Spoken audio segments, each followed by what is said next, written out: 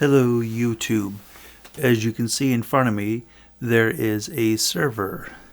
It is the it's the Lenovo X3650 Model 3.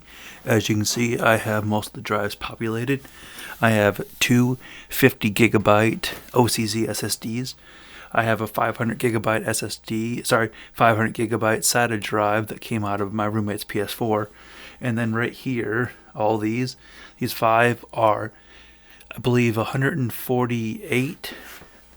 I think that's what it says. Yeah, I think 146 SAS 15,000 RPM hard drives. But mostly what I'm here to update the video is I just got these here from Amazon, from Newegg. They are a pair of 3.066 core Xenons. What's in here right now is two 2.4 gigahertz quad cores. So I'm going to upgrade the server and put some better RAM in it, put some better CPUs in it. So let me go ahead and get the case off and I will switch angles. So pop this up and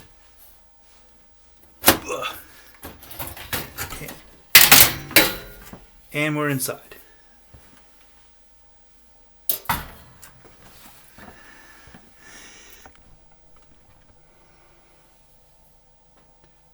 Okay, as you can see now, you're at a top-down view.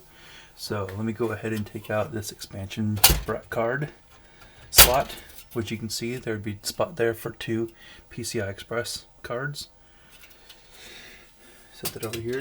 Let me take out this dust or the airflow thingy. Take that one out. Take this one out.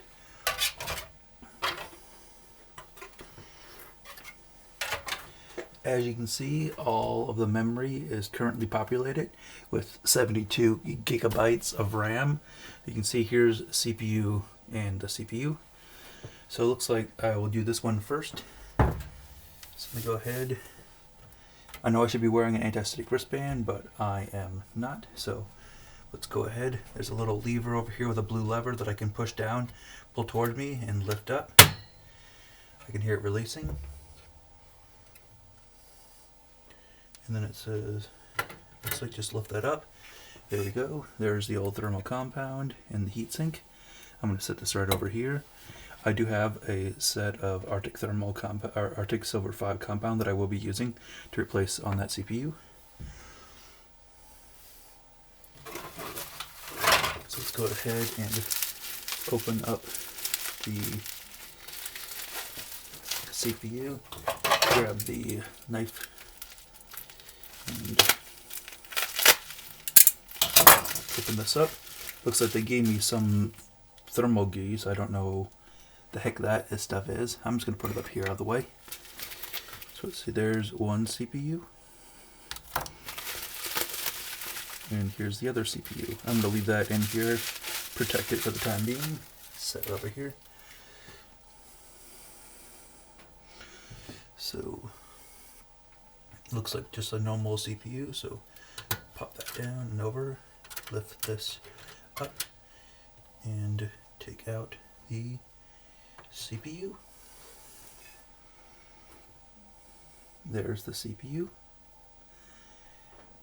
Hopefully you can see that. I'm going to just temporarily, we're going to set this thing to protect it. I will grab the foam bag that came in this place and just set it on that over here out of the way.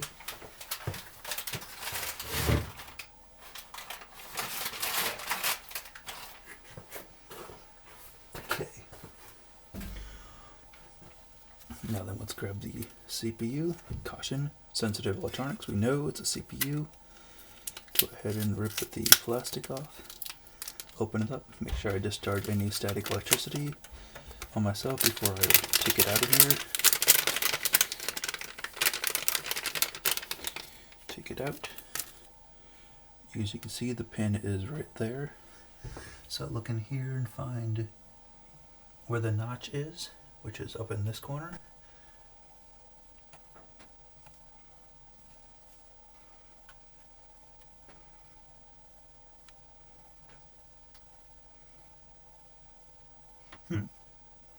Give me a moment while I look.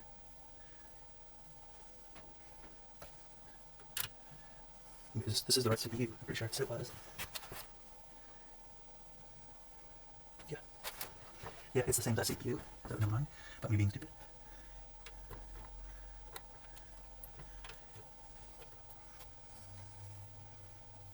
For the amount of CPUs I've installed, I should really not be an idiot like I am and install it properly.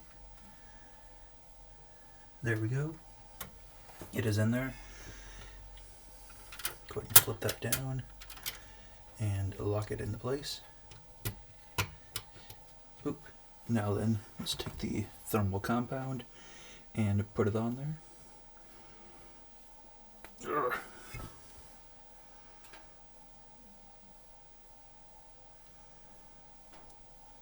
It was a little runny, but that looks... Stop being so runny.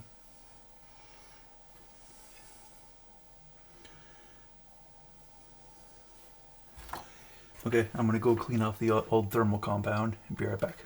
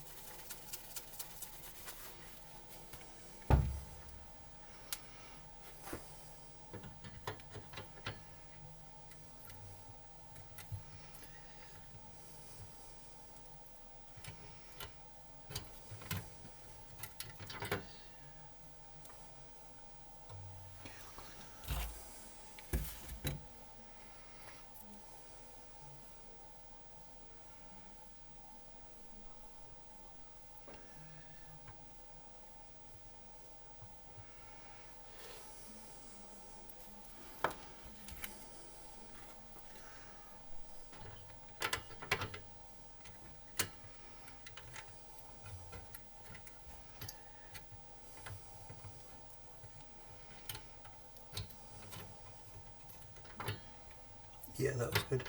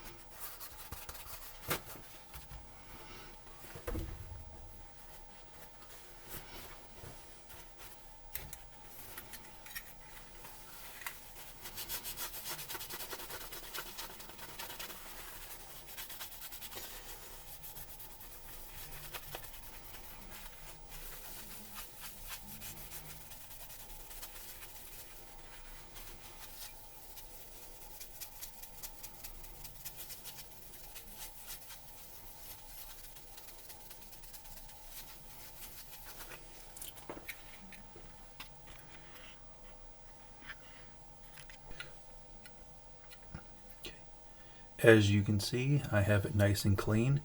As you can see, of course, it's super reflective, but there you go. You can see how nice and reflectively clean that is. Sorry for it overblowing the highlights there, but you get the idea. I've already installed the CPU here, so I'm onto this one here. I just lifted the lever up and realized I wasn't recording, so I did it again. So, yep, you know what to do from here.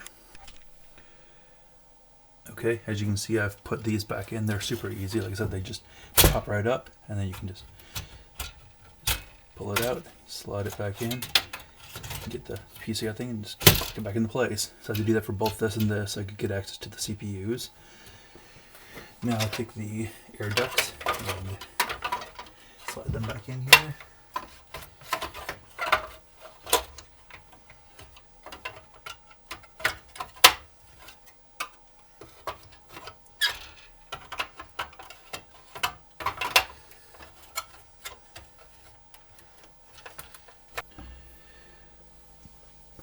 Okay, after looking like an idiot for a while, I finally got the brackets back in here. So let's go ahead and switch on over so you can see the screen as I power it up. Warning, the thing will be extremely loud as it does its first power on after being completely powered off. Okay, here we go. I'm going to put the panel back on and then power it on. So let's see what happens. Whoopsie, sorry about that. I kicked the tripod. Okay, it's clicked into place. Make sure you can still see. Looks like you can. Okay, let's go ahead. Move the toilet paper and stuff out of the way and flip the circuit breaker.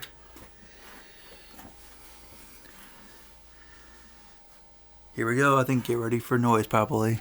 Or nope, it's powering on. I see the light blinking in the front of the thing. Go ahead and reach over and turn the screen on. You can see right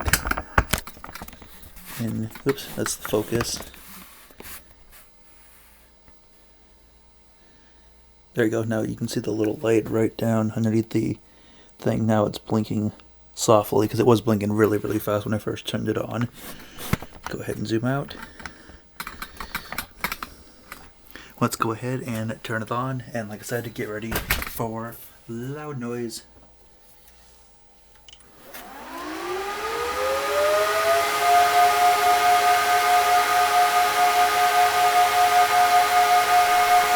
We got stuff coming on the screen. Let me turn off the light so you can see it better. Maybe.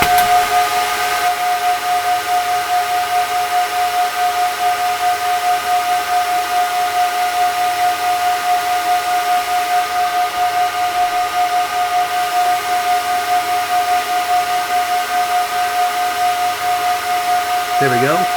Something has changed. BMC started.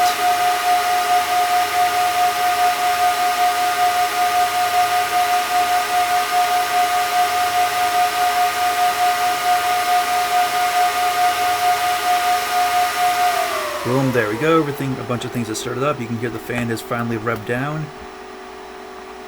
UEFI initialized, ready for UEFI initialization. Yay.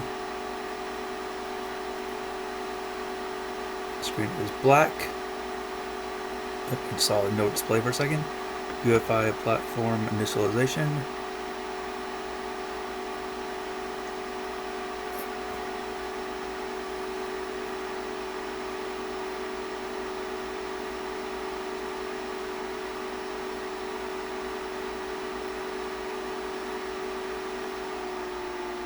Fans are rubbing down even more now.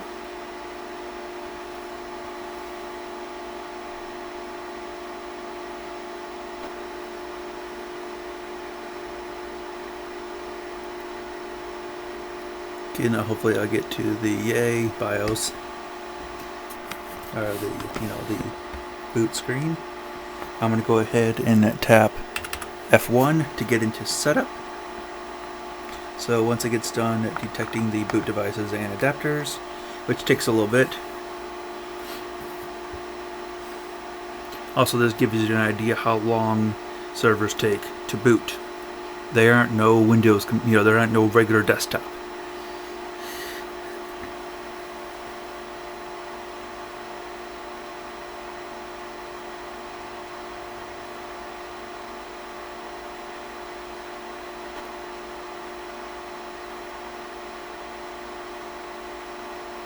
There we go, we're going in the setup.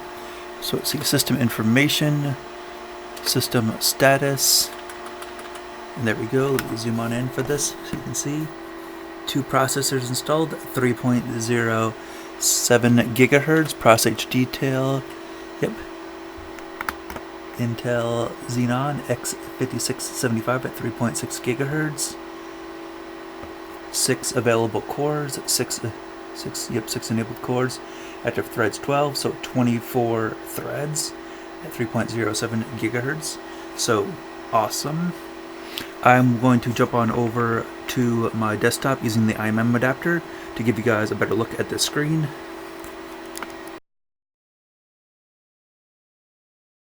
Okay, welcome back to my PC. I am here at the IMM adapter. Let me go ahead and log in.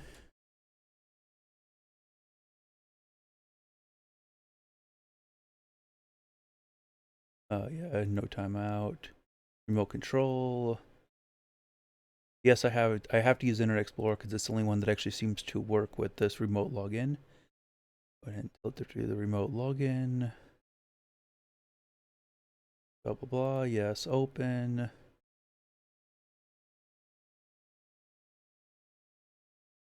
And here it is.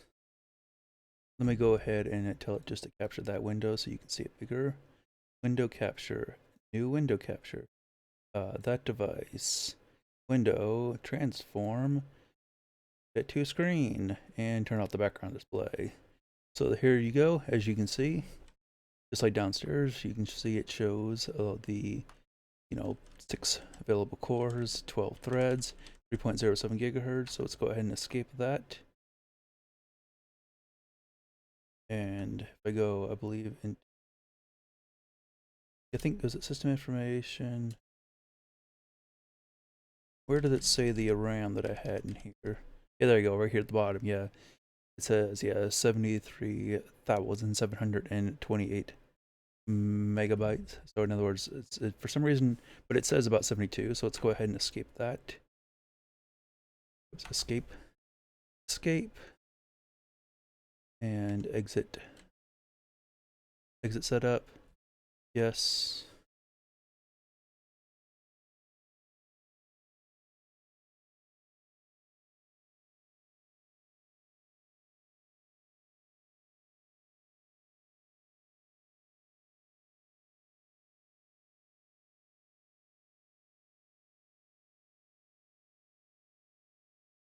Okay, I guess it's not going to take as long as I thought. Yep, so yeah, it's trying to detect drives. It's asking if I want to enter the RAID thing, which I don't, so it should hopefully time out after a few seconds and realize that I don't want to do that. There we go. And there we go. Booting up, yep, VMware hypervisor. Can I refresh this so it actually grabs it properly? Because for some reason it's a different resolution than what it was before. The screen. There we go, it's booting. It might take a little bit to boot because I am booting off of a USB drive, but here it should be coming up.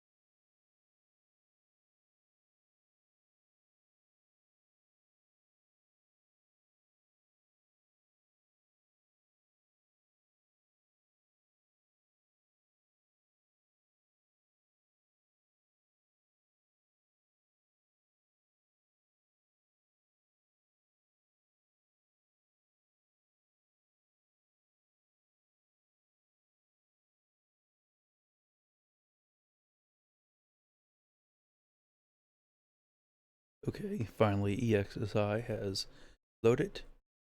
And yep, as we see, yep, Intel Xenon X5675 at 3.07 gigahertz, 72 gigs of RAM. That is correcto. Unless I can't read. But I'm pretty sure that's what it says.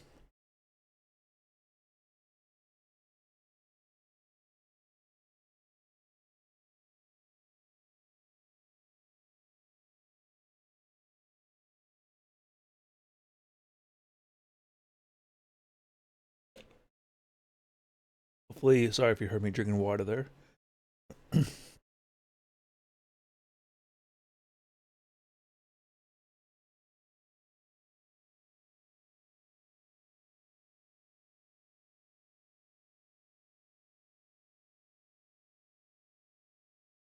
There we go. The server is up. So I can actually go ahead and close this remote view session. There we go. It's sure to refresh the connection to the EXSI server. It is loading. So let me go ahead and... Ooh. Apparently fail at typing. Wow. Fail at typing. Holy crap. There you go. I am logged in. Shows, yep. It's 12. Why is it only saying 12 CPU?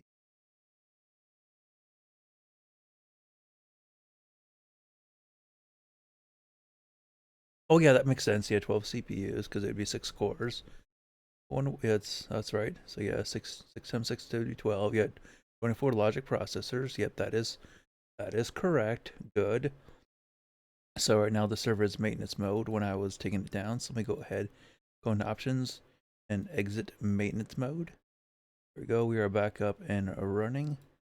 Here is my different servers. I gave my friend a CentOS OS to mess around with. Got a Windows 7. I have a Bucket Minecraft server, an OpenSUSE server, Debian thing to mess around with, a TeamSpeak server, Space Engineer server that I have yet to set up properly, Windows 7 2016 just to test it out, my RTMP server that automatically pushes it out from my computer on the server actually out to my Twitch page and YouTube page. And I set up one for my friend Saya Pimp, also known as Dima Pimp on YouTube, for him to push out to Twitch and YouTube, or maybe something else in the future, or mostly to help diagnose his server, his thing. So I'm gonna go ahead, actually, just for right now, go click on this OpenSUSE server. I'm actually gonna edit it now. Since I have more cores, I should be able to go here into CPU and increase it from 16 that I had before up to 24. CPUs per socket, 6. Cores per socket, 6. And actually, can I give it some more RAM? Nah, 8 gigs of RAM should be enough. I think. Nah, you know what? I want to screw it. I'm going to give it 12 gigs of RAM. 16 gigs of RAM. Save. Because I have 72 gigs of RAM, so might as well. So let's power this beast on. There we go.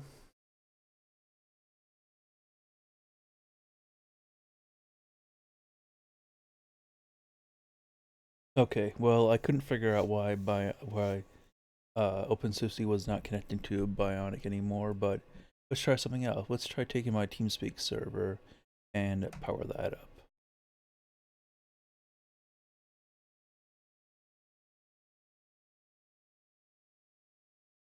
And just out of curiosity, let me take TeamSpeak.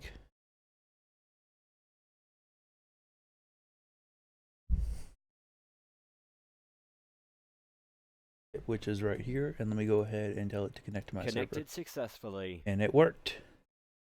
Connected locally to my server. Sweet. And that's awesome.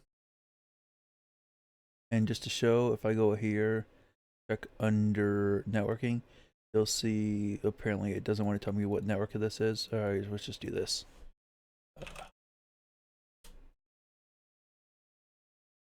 And do an if config c172.16.25.75 172.16.25.75. So I am connected to the local server on this thing. So as you can see, it is working.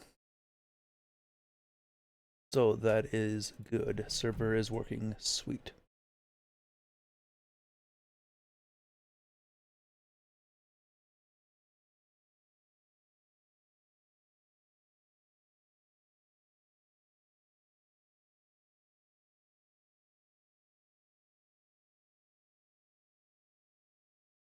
Power on.